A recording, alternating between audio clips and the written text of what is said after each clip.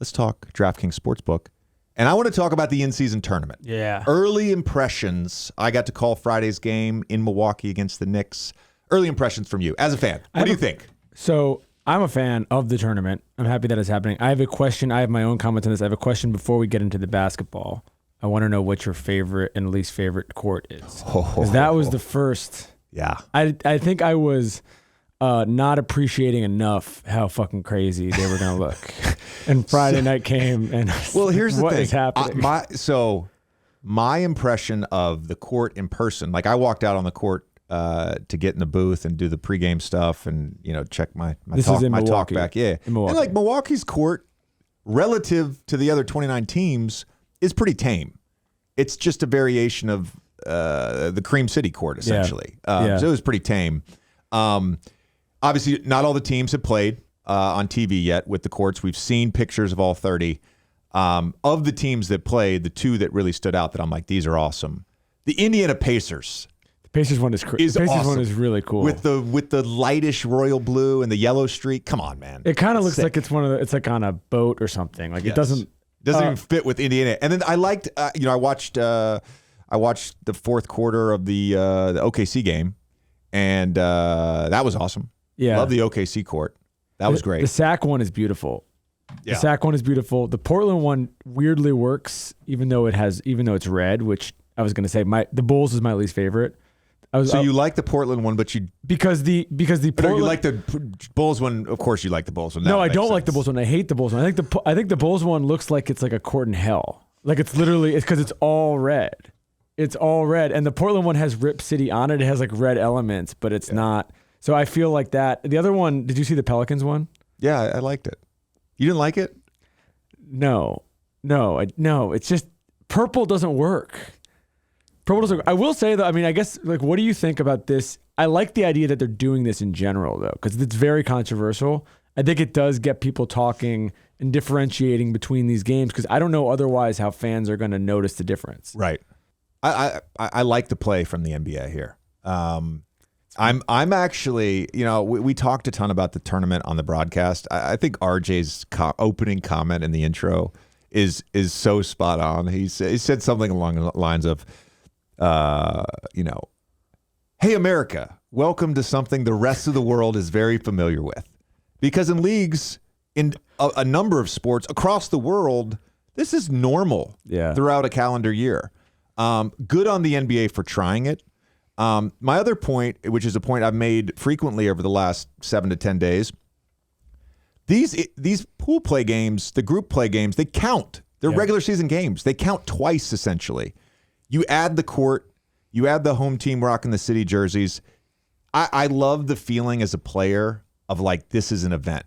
Like, even to the point where I did the global games in China 3 times.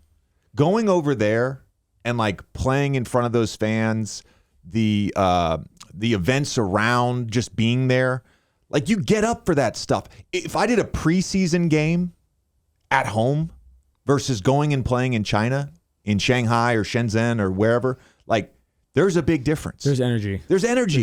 And I feel like this is going to be a great thing, particularly if we're thinking about this sort of strategically, particularly in the middle of the NFL season. Yeah. It's something to talk about. Like, most people don't pay attention to the NBA until the NFL season is over. That's a fact. Like, let's wait till December 10th, December 11th, when we get into the finals and see where the buzz is, because I think it's going to be pretty high. Well, that's the other point, is like the Vegas part. Like, if you're a player, if you're a team, if you're a fan of one of those teams, you get the opportunity to have like a true full-on event outside of just a home game with a different court and a different uniform. You get to go to Vegas. We've all seen some of those summer league crowds. Vegas is a great basketball city. Yeah. They host the biggest AAU tournament outside of maybe the Peach Jam in the country, and they get lots of attention around these things. This is actual regular season NBA action. Of course, the championship game won't count, but I'm a fan of this whole thing to start. Did you see what Tyrese said about the automatic bid? Yes. I don't want to spoil it. We did discuss this with Adam.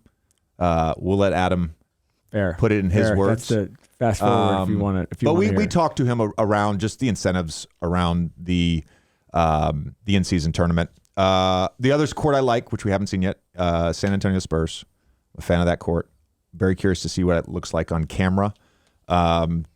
One comment left on the court and the jerseys. I get some frustration because I saw a lot of discourse around this on social media. I get the frustration with changing jerseys every year. And I don't know if like the league does this, but like to me, the home and away jerseys, you vary it. You do a city edition jersey, like great. There needs to be an icon jersey. Like, what is the best Indiana Pacers jersey of all time? All right. Let the Pacers fans vote on it. Yeah. Let them vote on it. What is the best Phoenix Suns jersey of all time? What is the best Blazers jersey of all time? Whatever it may be, that's the icon jersey. And that stays year to year. Yeah. I would love that. Keep a little continuity. Yeah, a little continuity. Continuity. What do you think of these, of the DraftKings? I have a couple of thoughts on this, on these in-season tournament odds. So, lots of ways to get into the action here, using the tagline. Yeah. I think what's interesting, you can bet on the group play winner, and a couple things that pop right away. East Group A, Pacers right now with the best odds at plus 210. Philly, who's playing unbelievable basketball, will play their first in-season tournament group play game on Tuesday night. By the time this comes out, they'll have already played it. But they're in second in that group at plus 215. And then the other one is the Group B winner, which the Nuggets are playing unbelievable basketball right now, relative to some of the other groups, i.e. East Group B with Milwaukee at a minus 135 and Golden State at a minus 105. You can actually bet on the Nuggets and make some money here. They're at plus 105. Seems crazy. Group C, the West Group C is fucking stacked. The West Group C, yeah. Warriors, Wolves, Thunder, Kings, Spurs. That's fun. That's fucking stacked. That's fun. I think I was looking at I'm so into this. Like, I really am. And we, me in particular, but a lot of players, we were against the play-in. Yeah, when it was announced. The play-in's been awesome. The play-in's been awesome. Yeah. And my only thing, I have no prediction on this, is we always... You have an idea and you see how it plays out. You don't know everything in the NBA. We talked about this with Zach Lowe. Everything in the NBA has an unintended consequence. I'm curious to see if there is an unintended consequence of this group play game other than people potentially burning some of these jerseys. Well, here's a question, and I wanted to talk about sleepers overall, not in the specific groups. Yeah. Do you think that there's like when Cam Johnson came on and we talked about like the bubble run the Suns had and how basically that sort of gelled them into what they became. Is there a world where there's a team, and we can talk about a few options, who maybe is not a top 5 team right now that goes on a run in this tournament, and then all of a sudden they're the Kings from last year? They're the team that they winning with stakes turns them into a group that they might have taken them a little longer to get to that place if they didn't have a run like this. Yeah, let's go outside of the obvious teams. So you said top 5. Well, 7th in odds right now is the Clippers, just traded for James Harden. I love the Philly play with the way they're playing basketball right now. They're next, so they have the 8th best odds. You go further down, you get to the Hawks, the Timberwolves, the Kings, all right around sort of the 15th best odds. So those type of teams, like the Timberwolves, to me, with the way they're defending right now, they're playing really good basketball. They're an interesting team. One other thing about the odds, just real quick, because you can obviously bet on the finals winner, and some of the teams like the Celtics, Bucks, Denver, all that stuff.